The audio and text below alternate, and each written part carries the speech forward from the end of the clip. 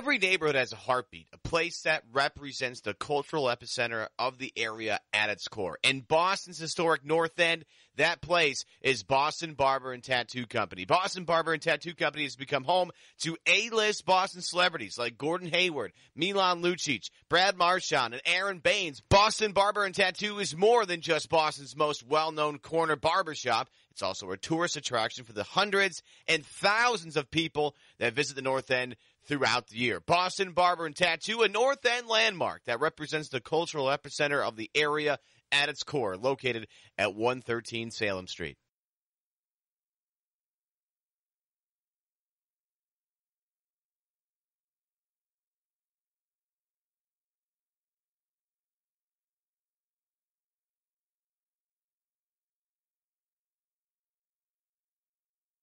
Welcome to the Good and Plenty podcast. I'm your host, Jeff Goodman, and we've got another great show for you today. We've got former NBA general manager Ryan McDonough joining us. He was the general manager for the Phoenix Suns for a while, came up through the Boston Celtics organization, and we'll have him talking about many things NBA, including his Suns and drafting DeAndre Ayton over Luka Doncic, the Celtics, what's going on with his former organization, some good stories about his father, the late Will McDonough, who was an icon with the Boston Globe and on television. Also his brother Sean McDonough. We'll talk to him about whether he would take Zion Williamson with the number one overall pick. Remember, he was in this position a year ago where he had the number one pick and chose DeAndre Ayton. Today's show is brought to you by Robinhood. Go to plenty.robinhood.com and get a free stock when you sign up. Today's show is also brought to you by Mint Mobile. Get 3 months of wireless for $20 shipped to your door for free by going to mintmobile.com/good. Don't forget, subscribe, Good and Plenty, wherever you listen to your podcasts, iTunes, Stitcher. You can find us on CLNS Media. You can find me at Goodman Hoops on Twitter and also at watchstadium.com. And again, please give us your reviews. Any information you give us can certainly help us going forward in terms of guests and how we disseminate the podcast, how we do the podcast, everything like that. Now, pleased to welcome in a guy that I've known a long, long time and former Celtics. What was your first title, Ryan McDonough, with the Boston Celtics? Was it like Towel Boy? Like what were you doing for Danny Ainge when he brought you on? You know what, Jeff? I was actually hired by the Celtics ownership group a few months before Danny Ainge got hired. Not a lot of people know that. It was right after Rick Grasbeck and Steve Pagliuca bought the team, and I got introduced to those guys through my father. It was actually right before my dad passed away in 2003. They had just taken control of the team. And, I started in the video room there a few months before Danny Ainge came in. But my title was Special Assistant to Basketball Operations, which makes the job sound a lot more special and glamorous than it actually was. What the job was sitting in a windowless cubicle and editing VHS tapes for the NBA draft. And I did that with our good friend Mike Procopio, the legendary Sweet Chuck, who now works for the Dallas Mavericks, for about 2 or 3 years, and eventually we progressed to DVDs when VHS became outdated, and that's how I got started. But yeah, it was Rick Grasbeck and Steve Pagliuca who gave me the start. Chris Wallace ran the basketball operation for the Celtics at the time, and then Danny was hired by the group about 3 months later, and he gave me a lot of responsibility, and I guess that's when my career slowly started to take off. Yeah, I remember the first time we met, I believe, and I don't know if you remember this, was in Portland, Maine. You were with Danny, and we were there to watch. I was there to watch Darrell Wright play for South Kent at the time. I'd seen him the previous summer. It was probably your first, I would assume it was your first look at Darrell Wright at that point. And that kid could not shoot the ball at all in prep school or AAU. And I think at one point in the NBA, he led the NBA in three-point shooting percentage. I think he did, Jeff, and that's amazing. You talk about the evolution of Darrell Wright. Yeah, from what I remember as a young player, playing at South Kent and then being drafted, I believe, by the Miami Heat. He was an athlete. He was known as an athletic non-shooter. And then to see, Darrell's game evolve and change where, as he got older and he had a few injuries along the way, he became less athletic, but became a very good shooter, like a knockdown shooter. So, it's crazy. that's one of the fun parts of the job, is watching guys' progression and players develop at different rates over the years. And, I think it's fun to look back and do a lot of the stuff that you and I first did when we started out, with the high school scouting and looking at the recruiting rankings. And, if you look at the All-NBA teams today, guys like Steph Curry and James Harden and Russell Westbrook, as you know, Jeff, were not highly rated guys coming out of high school. They were not mid-major recruits, and kind of cool to watch, like you say, those guys, and they have that chip in their shoulder. Like I remember talking to Victor Oladipo earlier this year about it, and how he'll carry that forever. And I think Steph Curry's talked about it at length. The same thing. They don't forget about being overlooked, and that's something that's different than the silver spoon guys. We talked Renardo Sidney I had in the podcast earlier this year, and he was the first one to say, listen, I thought when I made the McDonald's game that I had arrived and I'd already made the NBA, and I stopped working.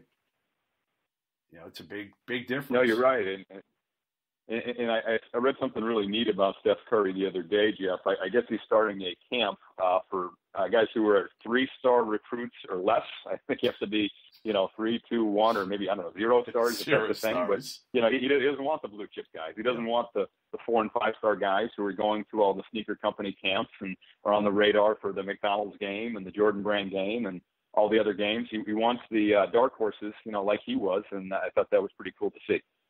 Well, I think what was cool to see with you was your progression. As you started at the very bottom with the Celtics, and like I said, I didn't even know you were hired before Danny. I thought Danny hired you, and work your way all the way up to whereas you became the GM of the Phoenix Suns, and this past, a few months ago now, you were let go by the owner, Robert Sarver of the Suns, before the start of the season. 8 days before the start of the season, you were fired. How surprised were you, and how did you get the news that you were being let go before the start of the season? Yeah, I was pretty surprised, Jeff, especially with the timing of it. I think my biggest mistake, if I look back on it, was scheduling a good veteran Portland Trailblazers team in preseason Game 3. They really came to Phoenix and smacked us around pretty good. Damian Lillard and C.J. McCollum lit up our young team, and I guess that was it, in the middle of preseason. So, it was surprising. The timing was surprising to me. Obviously we've had a tough couple of years. I had a tough couple of years record-wise here in Phoenix as we've gone through this rebuild. But that wasn't unintentional. Anytime you're fielding a team of college-age players who are 19, 20, 21 years old, and setting records for having the youngest teams in league history and the youngest starting lineups in NBA history and things like that, I think that comes with the territory. After going through an off season in which we landed the number 1 pick in the draft and selected DeAndre Ayton, and then traded up for another top 10 pick with Mikal Bridges, and hired Igor Kokoshkov, the first European-born coach in NBA history, and put together a coaching staff and a training staff, and filled out most of the roster. And Jeff, I say most of the roster because I didn't view it as a completed roster. I was still looking to make some moves to try to upgrade the roster, especially at the point guard position.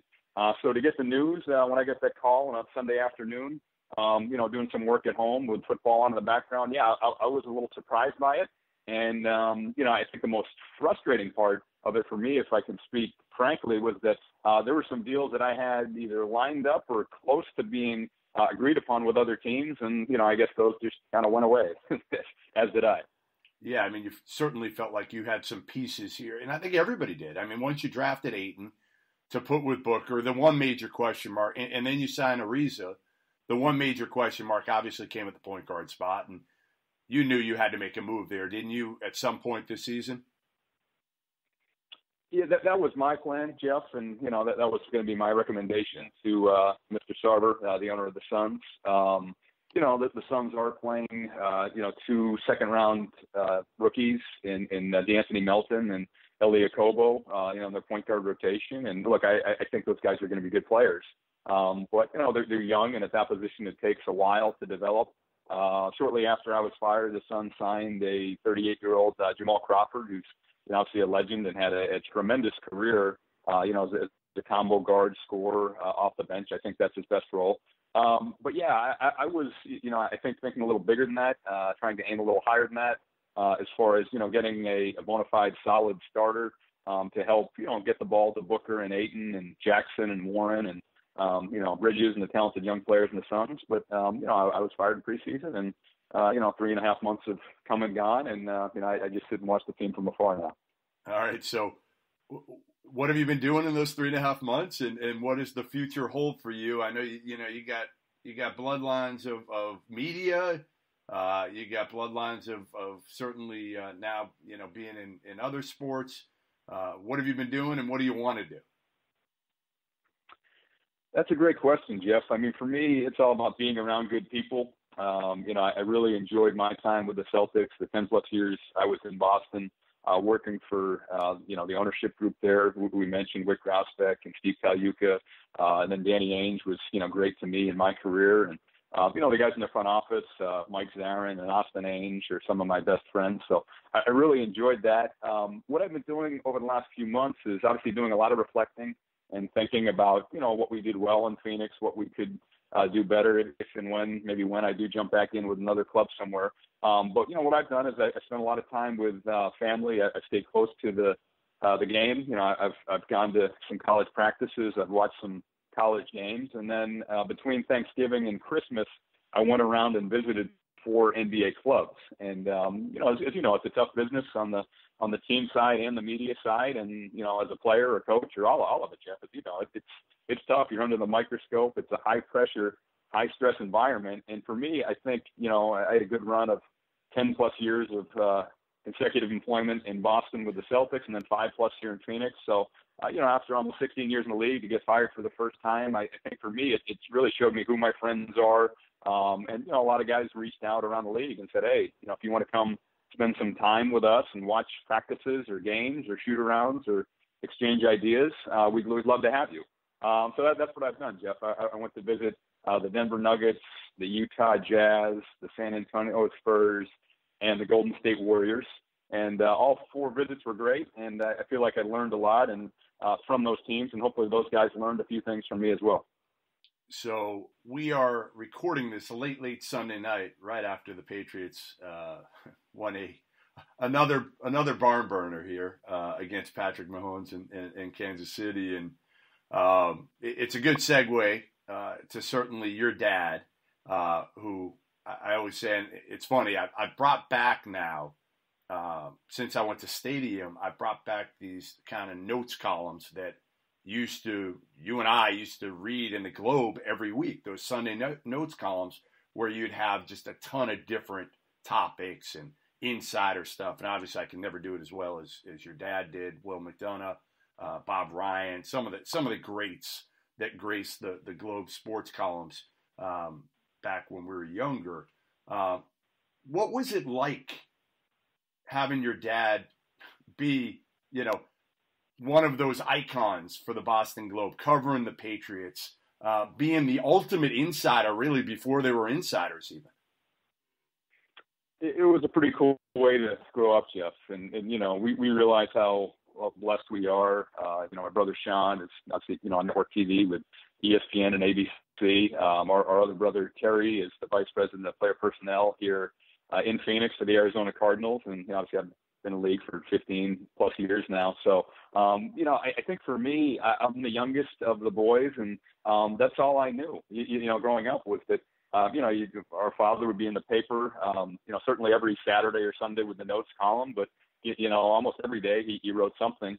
And then from 1986 to 1998, he was on network TV, first with CBS and then with, NBC, covering the NFL. So that was my childhood. That's from when I was 6 to 18 years old. And I realized it was special and it was unique. But it wasn't unusual for me, to see our father on TV, or to turn on the Red Sox game locally in New England, or turn on even CBS nationally and hear Sean, my brother Sean, calling the game. That's kind of what we grew up around. And it was pretty cool. I mean, some of the fond memories I have, as far as the professional side of our father, what I remember most about the man is that he was a great husband and father and was always there for his kids. But professionally, what I remember about my dad is this is, back before cell phones and email and all that. So my father, only had really two numbers, Jeff, where people called him. They either called our home phone or they called his office at the Boston Globe. And that was it. He didn't have a cell phone. He didn't have a car phone. He didn't want any of those things, which, is amazing with all the stories he broke, and that he's, went in the National Sportscasters and Sports Writers Hall of Fame, and that he, was the finalist for the Pulitzer Prize and broke all kinds of set all kinds of records and broke all kinds of barriers. But so the neat thing for me as a kid was answering our home phone. So this was really before caller ID and all that. So you just pick up the phone and you have no idea. It could be a guy from down the street, or it could be O.J. Simpson or Red Auerbach or Bill Parcells or Al Davis. You never knew who was going to be on the other line. But especially as I got a little bit older, into junior high and high school, I thought that was really cool. And I always debated, like in my head, can I ask Red, like, what the Celtics are going to do in the draft? Or, that'd be the classic. 12-year-old kid. Or, you're like 13. Can I ask Bill Parcells, if he's going to go with Brady or Bledsoe? So that was how I grew up. It was neat. I realized it was unique, and it was obviously a special time in our lives. Today's show is brought to you by Robinhood. It's never a bad time to start thinking about your investment portfolio. Whether you're looking to buy or sell stocks, crypto, ETFs, make sure you sign up for Robinhood. And I know markets can be complicated, but Robinhood makes everything easy for you.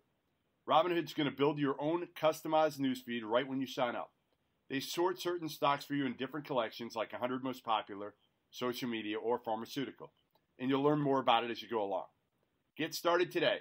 Sign up is extremely easy, and all it takes is 4 taps on your phone to start trading. Best part, Robinhood doesn't charge commission fees. You keep all your profits. Robinhood is giving listeners a free stock like Apple, Ford, or Sprint to help build your portfolio. Sign up, plenty.robinhood.com. That's plenty.robinhood.com. So I had the pleasure of working with your brother Sean at ESPN for a little while. One of the most sarcastic human beings I've ever met in my entire life. Right? No doubt. I mean, just as sarcastic gets. Love him. Give me some good dirt on your brother. Give me a good story, because there have to be endless stories of him growing up with him or hanging out. I know you guys were hanging out when I saw you guys a few weeks ago I've been all over the place. It was Phoenix when I saw you guys together. It was in Phoenix, yeah. The terrific game between Gonzaga and Tennessee, and then Nevada and Grand Canyon played the second one. But yes, it's a funny story about Sean is I'm actually sitting at his desk right now in his home because we're renovating a house, so we're between places at the moment, and myself, my wife, and our 2-year-old daughter kind of bunked in with him. But no, he is sarcastic. He's one of the sharpest, wittiest people I know. I think that's part of what makes him really good on TV. As you know, Jeff, off air, he's even funnier because it can be unfiltered and that's right. Maybe more inappropriate. But on air, I think that's what viewers like about him. And thinking back to, you're a New England guy.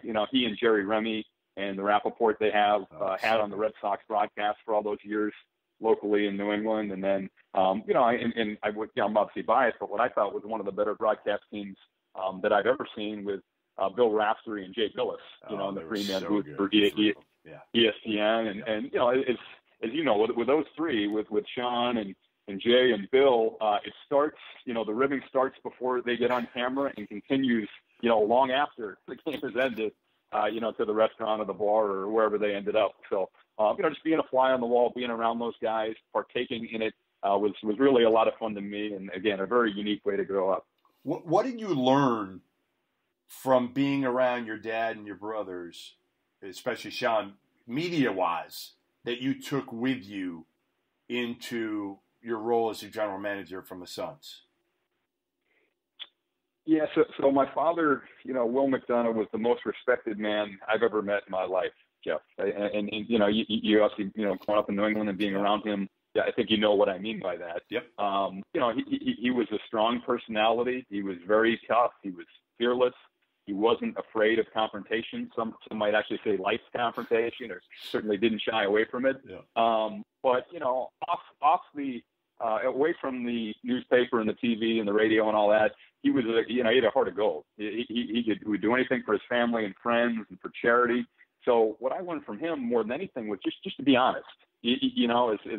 and I think honestly some of that might have gotten me in trouble as GM of the Suns when, I just saw what I thought. I don't really have the ability to spin and you're not don't really give BSer. PR friendly. Yeah, you're not a BSer. And that's the way I was raised. And I don't lie. I don't exaggerate a whole lot. I'm a pretty straight shooter, and that was my dad. And so I think just the honesty piece of it and the accountability piece of it. And one of the things he always said, when he'd write something critical of anybody, Jeff, as you know, he it didn't matter if it was, Robert Kraft, the owner of the Patriots, or Red Auerbach or Bill Parcells, who were two of his best friends. He criticized them, but he'd always be accountable, whether it was them or somebody he didn't like. And I said, "What does that mean, Dad?" And he said, "Well, you're accountable because you're there the next day. Right. You tell them, here's what I'm going to say, here's what I'm going to write, and give them a chance to tell their side of the story, or whatever it is, get their point on record. And then the next day you show up and show your face. And I honestly, I think a lot of that is lost now in this generation, this media generation, or this, social media age where anybody behind a computer or on a phone or an iPad can lob grenades and then never be held accountable. And I think, knowing my father, he passed away 16 years ago now, but that would really bother him, that part of, kind of today's media environment. No, it's changed, Ryan. I mean, it's completely changed because a lot of the people that are lobbing the grenades are not the ones that are in the locker rooms, that are not the ones on the phone trying to get as much information as they can. To me, I think that's been lost. Now it's just people watching a game, and everybody's got a platform, right? I mean, the platform is social media. So you have it, and you could say whatever you want. And, I mean, I remember even years ago, there was a rumor years ago, like Izzo going to the Cleveland Cavs. This was, I don't know, it had to be 7-8 years ago now. And some blog put it out there. And next thing you know, I'm chasing this rumor down. And I know it's not true, but you still have to make sure 100% it's not true. And this blog that, again, had no credibility whatsoever, but because it put it out there, and then other people see it, and then they start tweeting at me, is this true? I got to, follow up on it and waste my time. And, so it works a lot of different ways within the media, but I think you're right. A lot of it is that accountability is now gone. People can just come out with opinions, talking heads, whatever, and then not show up. And I think that's, again, it just changed, not for the better. I wish we went back to the way it used to be. Honestly, I think Twitter's horrible in a lot of different ways.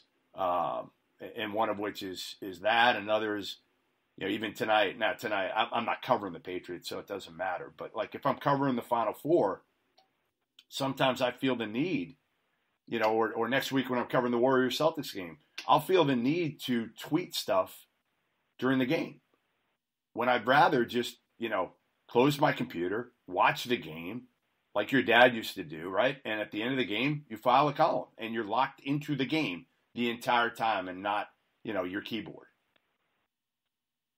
No, 100%, Jeff. And that's, you mentioned the issues on the media side, and you can imagine the issues that creates on the team side as well, especially, some of the rumors.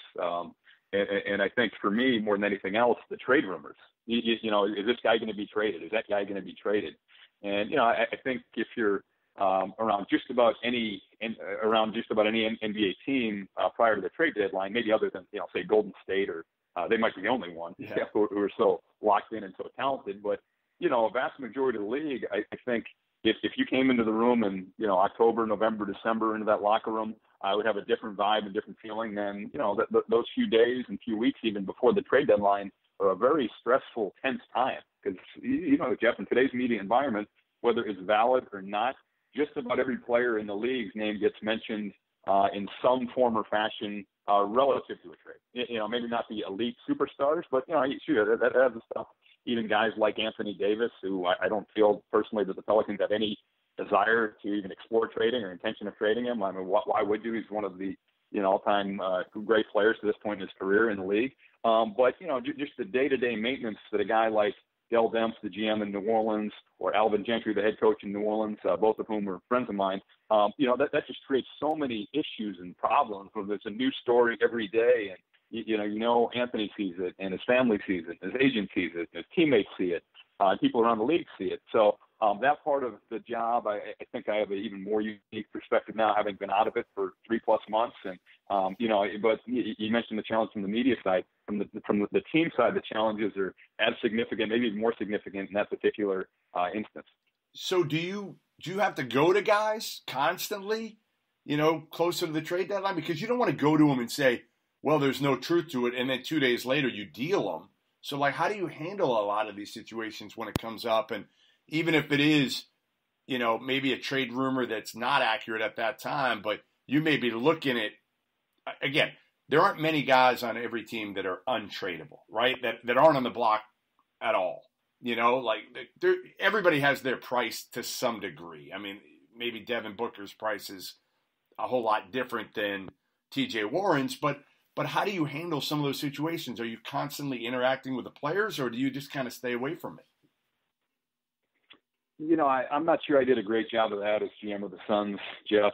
We were pretty transactional. We made a lot of trades. But one of the things I learned from Danny Ainge was, again, be honest. And we had a very talented young player in Boston who you have to know and remember, and Al Jefferson. Yep. And Al was, his name was out there in a lot of trade rumors as we went through the rebuild with the Celtics. And I remember Danny telling Al, he said, look, I don't want to trade you. I'm not planning on trading you.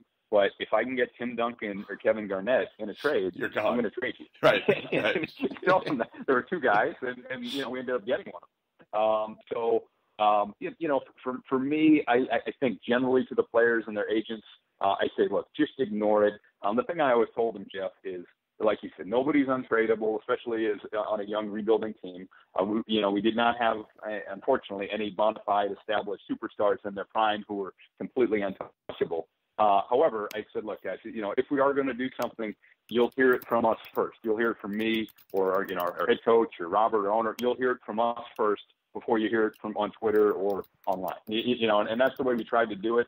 And as you know, Jim, that's another challenge with the social media age, the Twitter age. The news gets out so fast, and sometimes it leaks before it's completed or finalized, as we saw a few months ago with the infamous 3-team trade with Phoenix, Memphis, and Washington. That happens sometimes, and that creates a host of issues too for everybody involved, for the teams, for the players, for the coaches, for the agents, for management, ownership. So that part of it's challenging too, is that, when it's out there, it's tough to put the genie back in the bottle, so to speak, especially if there is no deal or the deal falls through. It's hard to, go to a player and say, hey, I know we were going to trade you, but now we had a change of heart or it didn't work out. Now we're going to keep you. That's difficult to manage from a team's perspective. So you had a decision. You had the number 1 pick this past year in June. You decided to go DeAndre Ayton, number 1, which I would have done the same thing at that time. I would have. Now it's easy to look back and say, hey, listen, I think I'd take Luka Doncic over Ayton. You guys had Igor. I mean, you had Igor. So you knew Luka, and I'm assuming you had seen Luka, I don't know how many times before the draft, but probably several. How difficult was the decision? Did it come down to those two at the end? And what was it? What was the reason why you went with Ayton? It was a difficult decision, Jeff, in the fact that the draft was really talented at the top. As you know, not every year, not every draft is created equal. And I think the 2018 draft will go down historically as one of the better ones in the past decade or two. My first draft in the NBA was in 2003, which is probably the best draft in the last 2 decades with LeBron James and Dwayne Wade and Chris Bosh and Carmelo Anthony and a number of future Hall of Famers. But this one's after that 2003 class, I think the 2018 class might be right up there. Just beneath that group. And so DeAndre, we had a lot of time to evaluate him. He was obviously here in our backyard. He's a Phoenician by way of the Bahamas. Yeah. Played at the University of Arizona just down the road in Tucson, your alma mater. So we had. I don't want to claim. Hey, I don't want to claim my alma mater right now, and I'm not sure you do either with Carolina, by the way. But I definitely don't want to claim anybody in the Pac-12 right now, especially Arizona. It's a fair point. I think they're like 4-1 though, or something, right? They're off to a pretty good start. Well, but the league is the league. We're not going to get onto in this podcast, but the Pac-12 is about as bad as the Pac-12 has ever been. The Pac-12 tournament is going to be like the Big Sky tournament. Like nobody's going to go in with a bid. It's just going to be like winner take all. One bid league tournament. So anyway, all right, let's go back to. I didn't mean to interrupt you there. No, well, now that I'm unemployed, I might go get a good seat then. If none of the other scouts are going to go there, I'll go sit in the front row for the Pac-12 and tell them Jeff Goodman. You'll be good. That's right. But no, so with DeAndre, I think what's important for me or, for people to realize, Jeff, now that we're halfway through their rookie years, is that I expected Luka Doncic to win Rookie of the Year this year, which I think he will, and to be the best rookie in the league. He's really talented. He's really experienced. He's played at a high level, with and against some great players in the European Championships and the EuroLeague, and I think he's going to be a phenomenal player. He already is a terrific player. However, that doesn't mean DeAndre Ayton is not going to be a terrific player as well. Before the podcast, obviously I don't study it every day like I used to when I was GM of the Suns, but I looked at DeAndre's numbers, and he's averaging over 16 points a game, 10 plus rebounds a game, 2 assists, 1 block, almost 1 steal, shooting 60% from the floor, 77% from the free throw line, and is playing again with 2 second-round rookies at the point, and 38-year-old Jamal Crawford coming off the bench. So he's been really good. And that's one of the challenges, or I guess if I'm being honest, frustrations watching the game is I think if he had a veteran point guard to get him the ball in certain spots, he'd be averaging 20 and 12 or something. As a 20-year-old rookie. So I think they're both going to be phenomenal players. I think they're both going to be all-stars and maybe, all-NBA caliber players. But I would caution people against calling it too early. And what I mean by that, Jeff, is, and judging who's going to have the better career. And it's funny, one of the things I was thinking about was my first year in Phoenix, the 2013-14 season. We took the team from 25 to 48 wins and we're the most improved team in the league. And so here's the all-rookie team that year, Jeff, okay? And this was less than 5 years ago now, the 2013-14 NBA all-rookie team. The top vote getter and unanimous pick for best player, he won Rookie of the Year, was Michael Carter-Williams. The rest of the team was Victor Oladipo, Trey Burke, Mason Plumlee, and Tim Hardaway Jr. Wow. Now, some good players in there. Some good players. Now, however, here's who was also in that class and did not make the all-rookie team. Giannis Antetokounmpo, C.J. McCollum, Steven Adams, and Rudy Gobert. Each guy runs their own race, is what you're saying. Is like DeAndre Ayton's race may take a little bit longer because Luka was probably a little bit more mature, and he's got the ball in his hands all the time. Where DeAndre Ayton's more reliant on a point guard, and he's got 2 young point guards that may not be starting point guards in the league at the end of the day. I would agree with that 100%. I'm surprised Luka's been this good. And I think everybody is to some extent. Wouldn't you say even you are surprised he's been this good in terms of making as many big shots in the manner he makes them? Yeah, he's been phenomenal in the clutch, Jeff, which is rare for a young player, especially a 19-year-old rookie coming over from Europe. His footwork, his balance, his coordination, his touch. I think that's what's impressed me more than anything else. His three-point shot. He shot the ball better so far in the NBA than he shot it in Europe. With a closer three-point line and that step-back move. See, James Harden has mastered that and used it to help win his first MVP and maybe well on his way to a second MVP the way he's playing lately. But very few guys can do that. And Luke is one of them with that size and strength where he can lower his shoulder, back off a defender, step back behind the line and create space for a shot. And with his size and release, that's almost an unguardable shot. Now, going back to DeAndre, I think as he continues to grow and develop physically and his teammates continue to figure out where he wants the ball and get him, and if they're able to get him the ball in positions to be effective and successful, I think he'll be a dominant low post player who will, be one of the leading rebounders in the league. And, I think the biggest question for him or thing that, he needs to improve on is on the defensive end of the floor, recognizing coverages and rotations and all that. But he's a smart kid. He likes to play.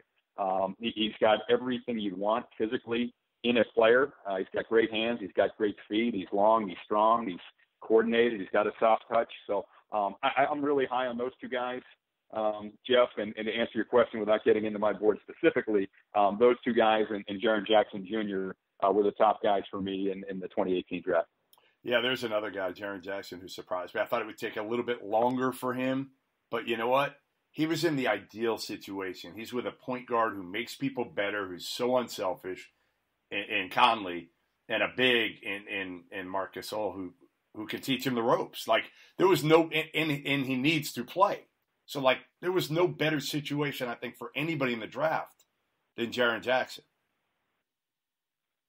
I'd agree with that. And Jaren's got such a great touch. You know, if you watch him shoot, and we had him in and spent a couple of days with him during the pre-draft process, you know, when we worked out for the number one pick and really enjoyed the time with Jaren.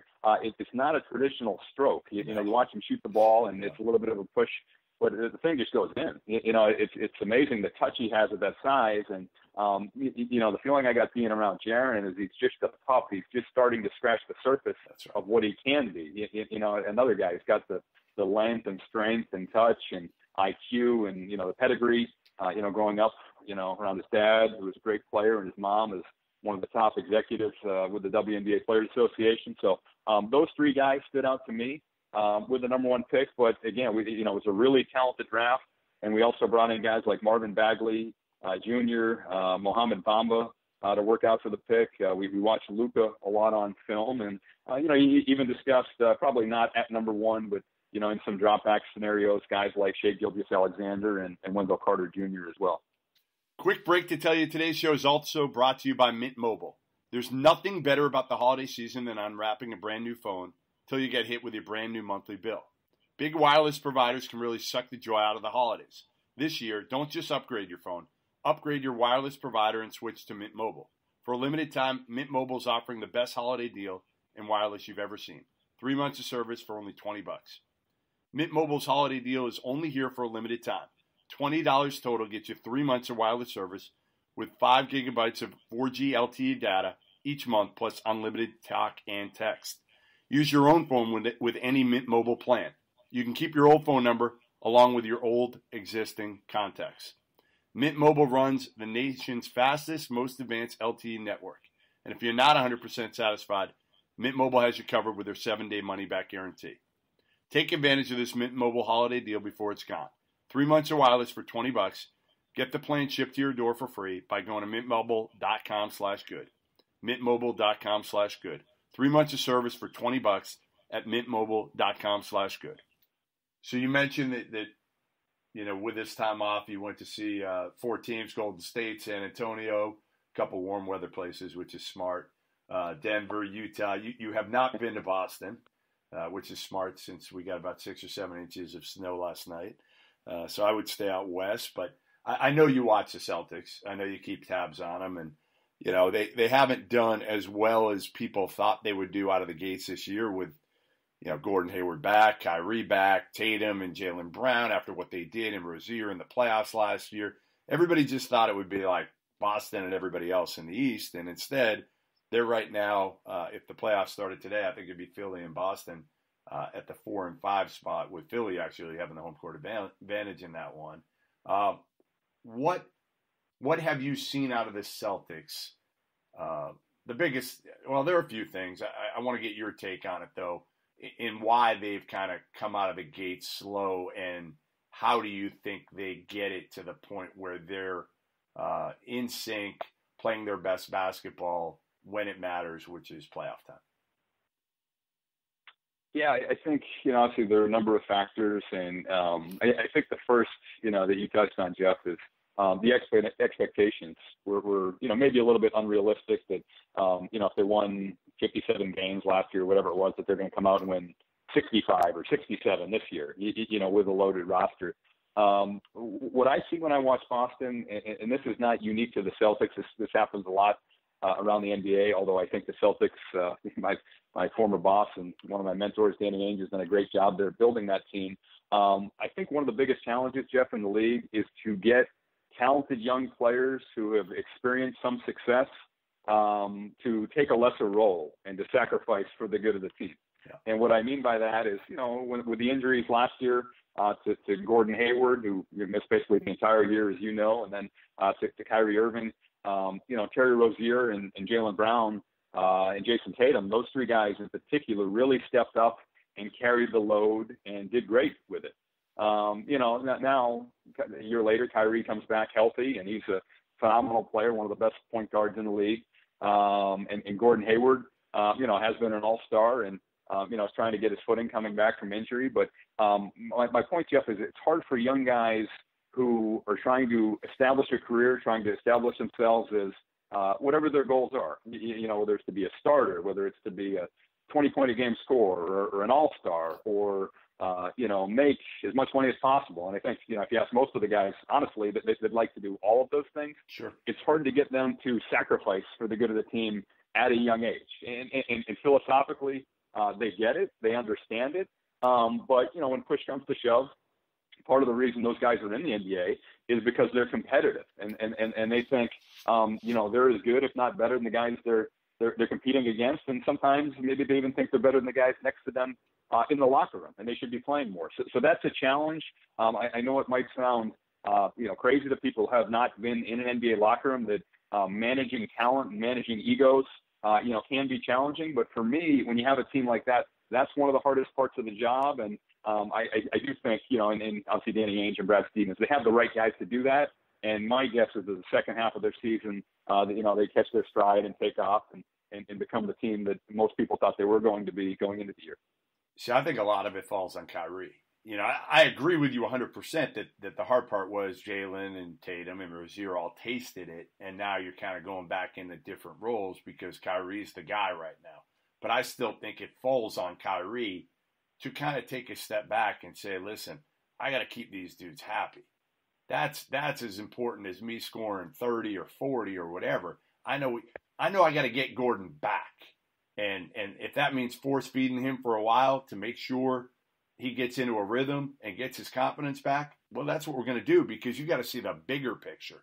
And I'm not sure while Kyrie, claims and people around Boston claim he's become a good leader, I just don't know if I buy it yet, Ryan. I just don't. And then, last week I'm there when after the game and he says, he called LeBron to apologize basically for some of the things that he did when he was young, that basically saying, I get it now. I get it now because I was kind of that guy looking at my numbers and my stats years ago and not understanding the big picture. And now I understand it because I'm in your situation and they're in mine. And it was kind of like taking another shot at these young guys, not even knowing he was doing it.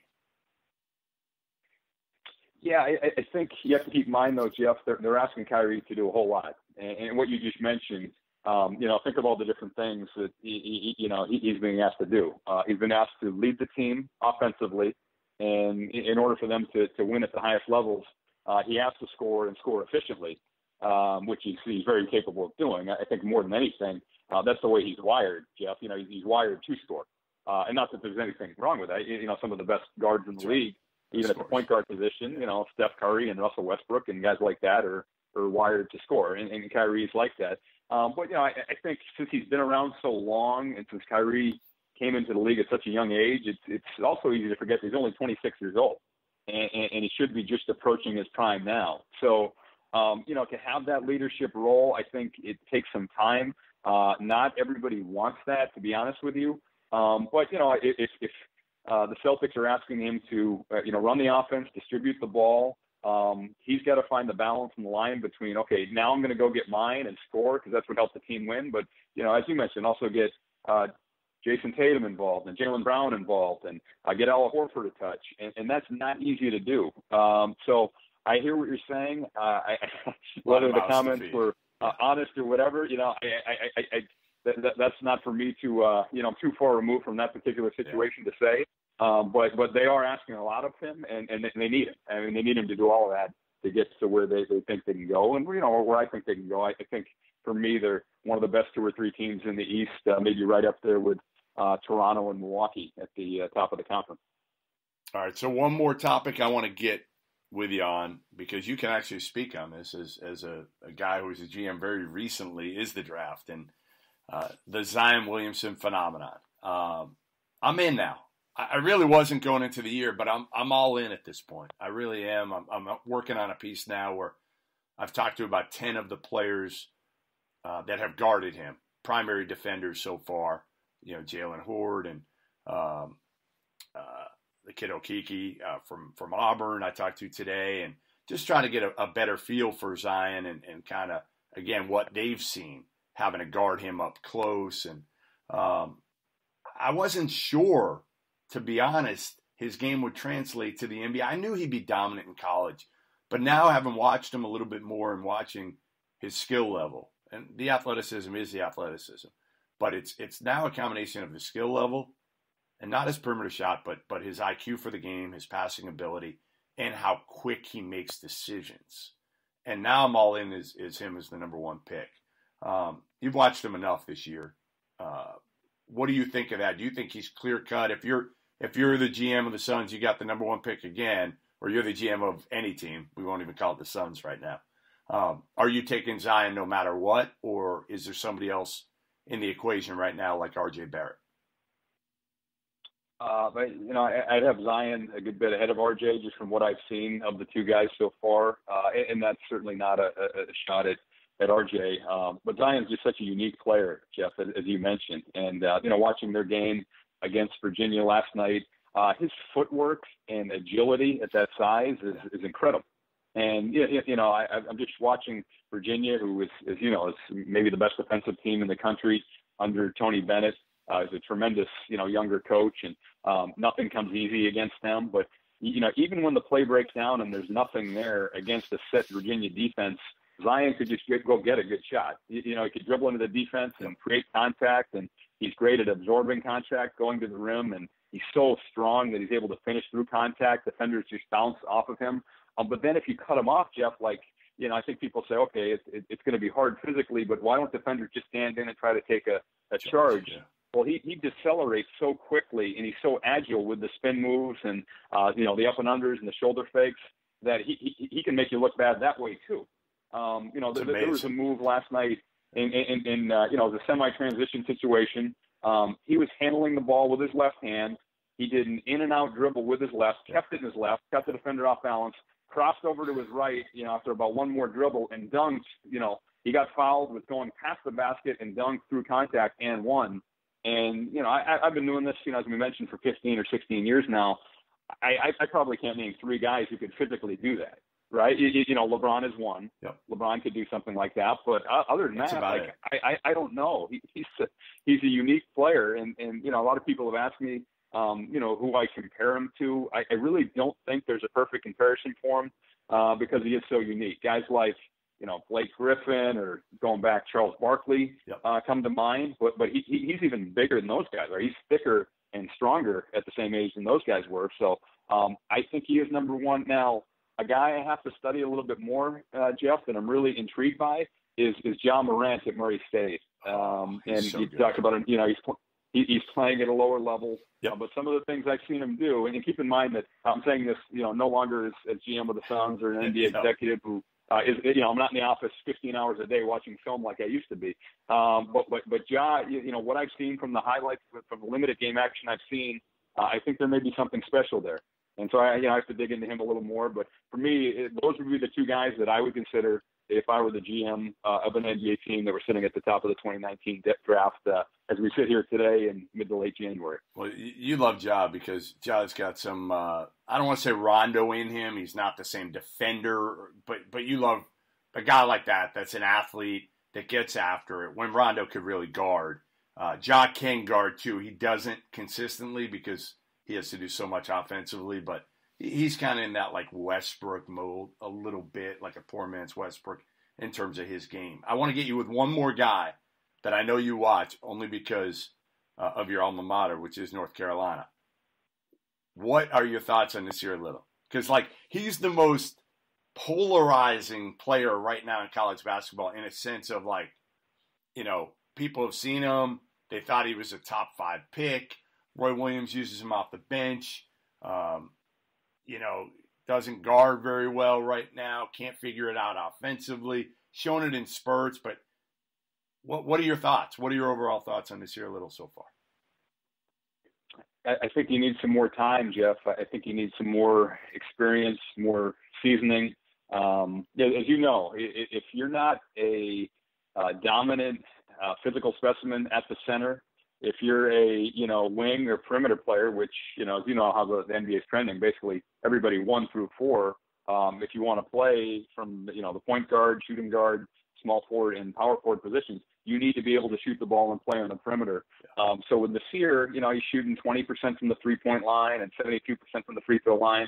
He's obviously a terrific athlete, but I think he needs more time. He needs more experience. I mean, there's a reason that he only plays 18 minutes a game. So I'm intrigued by the talent, but just those other guys we mentioned with Williamson and Barrett from Duke and Morant from Murray State, they're just so much more productive than Nasir is at that stage, that I think at this stage in his career that I think it would be hard to put him in that upper echelon, that elite grouping of prospects at the top of the 2019 draft. And we're only about midway through conference play here, but I think if he's realistic and wants to do what's best for his long-term career, I think he at least needs to think about returning to UNC for another year, unless his game really takes off, over the second half of conference play and through the conference tournament and the NCAA tournament. Well, it did for your boy Marvin Williams years ago. It took off. Remember, he was 6-man, came off the bench, played similar playing time, similar numbers, and then he kind of exploded.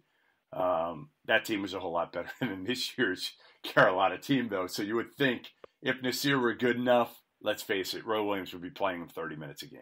If he was able to play, that's what I tell people all the time. Like, Roy Williams isn't in this thing to hold a kid back. If he thinks he can help him win right away, like, it's not like having a one-and-done guy is going to hurt him at the end of the day. He can sell that to the next group of kids that he hasn't really gotten in years because of that academic, the fraud investigation hanging over their head. He wants that. He would love nothing more than Nasir Little to go top 5 this year. But he's not going to put him on the court, kind of like Villanova with Javon Quinterly right now with Jay Wright. Like, they're not putting these guys on the court if they can't make the right decisions, if they're not able to. And I think it's as much with the mental part of the game as it is the physical part of the game.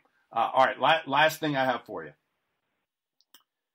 Do you have a burner account? Have you ever had a burner account? And has your wife ever had a burner account? Because when the whole Brian Colangelo thing went down, Ryan, my wife looked over at me and she said, listen, you don't know how many times I've thought of setting up a Twitter account to go back at all the idiots that come at you. So I looked at her, I was like, really? So you're telling me, like, this could be legitimate with, like, it really could be Brian Colangelo's wife? She's like, yeah, absolutely. Like, I've wanted to do this for years. Have you ever had one? No, I haven't, and I'm glad. And I had a very similar conversation with my wife, and I kind of prepped her for it, Jeff, about 5 years ago, almost 6 years ago now, when I was hired as GM of the Suns. I said, look, honey, like, you can't pay attention to that. And as you know, Jeff, it doesn't matter if you're Bob Myers, the GM of the Golden State Warriors, and going to the NBA Finals and competing for championships every year. There are going to be haters. There's going to be criticism, and you can't pay attention to it. But that was such a unique situation. Brian Colangelo is a friend of mine. I feel so badly for he and his wife that it came out and got that public. And, I think and hope that over time people remember what a good executive Brian is, and they're able to, realize the team that he helped build. That my other friend, Sam Hinkie, helped construct in Philadelphia, but Brian took it to the next level, and the 76ers are in a position to be one of the better teams in the NBA for the next 5 or 10 years. But no, I don't have a burner account. People ask me, what I'm doing now, as like you did earlier, and if I'm being a wise ass, and as you mentioned, Jeff, I come from a long line of wise asses. I say, well, I sit here and Twitter search myself and see all the hateful things people say about me as the Suns struggle, and then I go into the corner and sit there with my head down. That's how I've been passing the time over the last couple of months. Well, listen, I appreciate you jumping on. Always good to catch up with you. I'm glad you're doing well, and just get out of that corner. You don't have to stay in the corner. You didn't do anything wrong. life will be good. You should enjoy your time off with your family. You're in Phoenix. You're not in Boston. You don't need to break out the shovel like I had to do today and shovel the backyard for my dog. So life could be worse for you. You're in good shape. The only problem is, again, if you want to scout any players, there's not a whole lot over there. You could scout Bobby Hurley and just watch the antics, the sideline antics. If you want to be entertained, just go over to an Arizona State game. That's entertaining. I went to one of Bobby's practices a few months ago, and I really enjoyed it. But as you know, Jeff, he's very different in that environment than when the lights come on, and when the officials blow a call, or when one of his players makes a dumb play. But no, he's done a great job here at ASU. Hoping to make the NCAA tournament again this year. And you and I realize the challenges he has with the facilities and some of the things that he has to deal with a powerhouse down the road in Tucson and UCLA and USC in his conference in Oregon. So he's done a great job. But yeah, no, I stay close to the game by doing things like that, even quietly unannounced. I'll just show up at an Arizona State practice, or I might go see my guy Dan Marley play or practice here at Grand Canyon pretty soon. And, hey, and that's the fun part of the job for me. How good are those? Have you been to a Grand Canyon home game? Oh yeah, we saw them. You and I saw them. How well their fans traveled. In Talking Stick Resort Arena, where the Suns play. That was in December, and it was what did they bring, about 3,000 or 4,000 fans. It was insane. Who were there, hours before the first game. The first game was Gonzaga, Tennessee, and there were Grand Canyon students lined up around the block in downtown Phoenix to get in, and their team didn't start playing for about 2.5 hours. So their fans are terrific. It's a great environment. What Jerry Colangelo and Dan Marley have done is terrific. It's really good for the city to have college basketball, Division I college basketball here in a different setting, besides the U of A and ASU. So I'm planning on going to see Dan sometime soon. And that's one of the better and more underrated environments in college basketball. And anybody on the West Coast who comes through Phoenix, I strongly recommend checking out a game there over at Grand Canyon.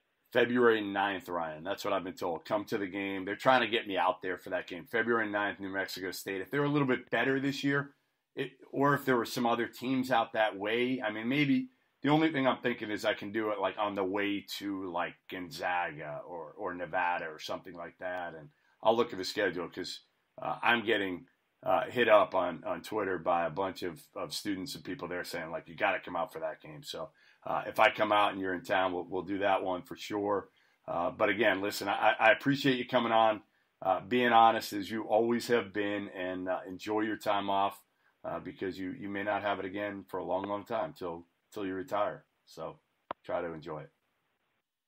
No, I appreciate that, Jeff. And it's funny sitting here wrapping up this conversation with you as your career's developed and grown, as has mine.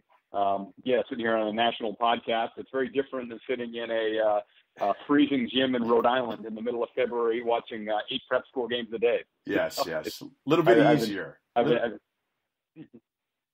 It's a little bit easier, and it pays a lot better too. It does. So I think we're trending in the right direction. No doubt about it. Thanks again, man. I appreciate you jumping on. Thanks for having me on, Jeff. I appreciate it. Take care. Thanks for joining us. Another edition of Good and Plenty. Remember, every Tuesday, Thursday, for the most part, Good and Plenty. Sometimes we give it to you a little bit early, like we're doing now. Ryan McDonough was nice enough to join us right after the Patriots game, so we figured we'd put it out here on Monday. Former NBA GM with some great insight, again, on the Celtics, on his tenure with the Suns, picking DeAndre Ayton, why he did over Luka Doncic, and still not willing to concede just yet that Luka is going to be the better player. Number 1 pick, Zion Williamson. Some interesting things there, and certainly with his family and his bloodlines, with Will McDonough being his dad, Sean McDonough, his brother, working at ESPN. Some interesting stuff there as well. Remember, subscribe to the pod wherever you listen to your podcasts. Do it on iTunes, Stitcher. You can find us at CLNS Media. You can find me on Twitter at Goodman Hoops. Hopefully I'm not too annoying on Twitter. Certainly I've got my moments. I know that. And again, every Tuesday, Thursday, subscribe, Give us your feedback, and we will see you later on in the week with a college edition, certainly, of the Good and Plenty podcast. Thanks. Hey, sports fans. I'm Coach Nick of the B-Ball Breakdown podcast on the CLNS Media Network. I break down the NBA from a coach's perspective and have some of the best basketball minds join me weekly to discuss the latest NBA news and what's truly going on the court. Subscribe to the B-Ball Breakdown podcast wherever you get your podcasts or find us on clnsmedia.com. It's a great conversation. You in?